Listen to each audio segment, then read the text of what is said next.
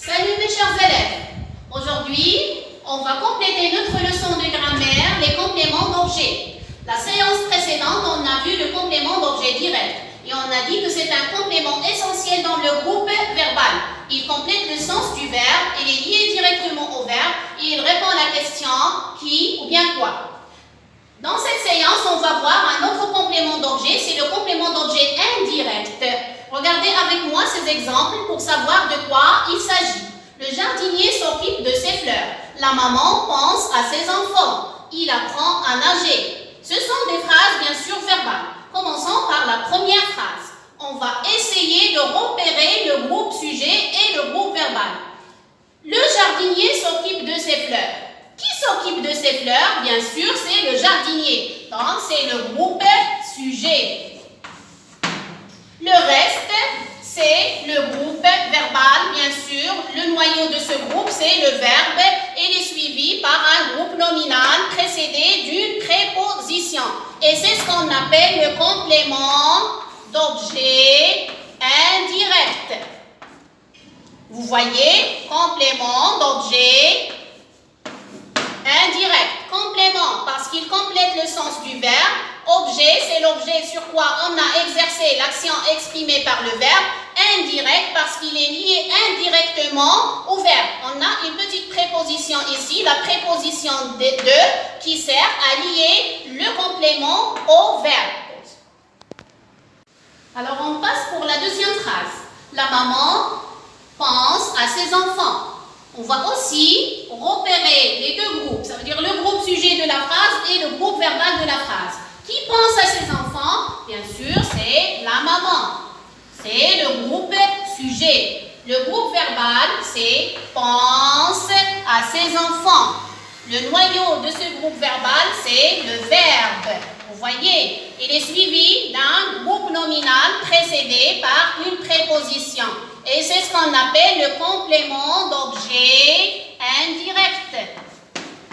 Vous voyez, donc ici le complément d'objet indirect, il est sous forme d'un groupe nominal minimal. Il se compose tout simplement d'un déterminant plus le nom et il est précédé par la préposition à. Il répond à la question, la maman pense à qui? Par contre, dans la première phrase, le complément d'objet indirect répond à la question de quoi? Le jardinier s'occupe de quoi?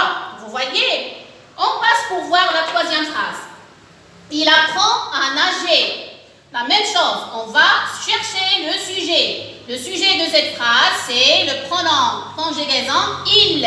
C'est le groupe verbal et le groupe sujet, bien sûr, pardon, c'est le groupe sujet. Le groupe verbal, c'est apprend à nager. C'est le groupe verbal. Il se compose d'un verbe plus un verbe à l'infinitif précédé d'une préposition. Et c'est le complément, bien sûr, d'objet, le complément d'objet indirect. Vous voyez, le complément d'objet indirect ici, il est sous forme d'un verbe à l'infinitif. On a dit que le complément d'objet direct peut être sous forme d'un verbe à l'infinitif. La même chose pour le complément d'objet indirect. Il peut être un verbe à l'infinitif. Ici, il répond à la question aussi à quoi? Il apprend à quoi? Donc, ces groupes ou bien ces compléments d'objet indirect, ce sont des compléments nécessaires. Je ne peux pas les supprimer ni les déplacer. Ils complètent le sens, bien sûr, des verbes. Regardez mes chers élèves, je veux ajouter une chose. Lorsqu'un verbe possède déjà un complément d'objet ou un complément d'objet indirect, le deuxième complément d'objet indirect prend le nom de complément d'objet second. Complément d'objet second. Comme vous allez le voir dans ces deux phrases. Julia écrit une lettre à son oncle. Donc le sujet, c'est Julia, bien sûr, le groupe sujet, et le groupe verbal écrit une lettre à son oncle. Donc le verbe, une lettre, c'est le complément d'objet direct. Complément d'objet direct, regardez. Julia écrit quoi? Julia écrit une lettre. Et le deuxième complément, c'est le complément d'objet second. Bien sûr, il est précédé d'une préposition ici. On l'appelle complément d'objet second parce que la phrase contient déjà un complément d'objet direct. Vous voyez? La même chose pour la deuxième phrase. Vous avez, il parle de ses aventures à ses amis. Donc le sujet, c'est le pronom sujet, il, c'est le groupe sujet, bien sûr, et le groupe verbal, c'est le verbe parler plus ces compléments-là. Donc, le premier complément, c'est un complément d'objet indirect. Il répond à la question de quoi? Il parle de quoi? Il parle de ses aventures. C'est le complément d'objet indirect.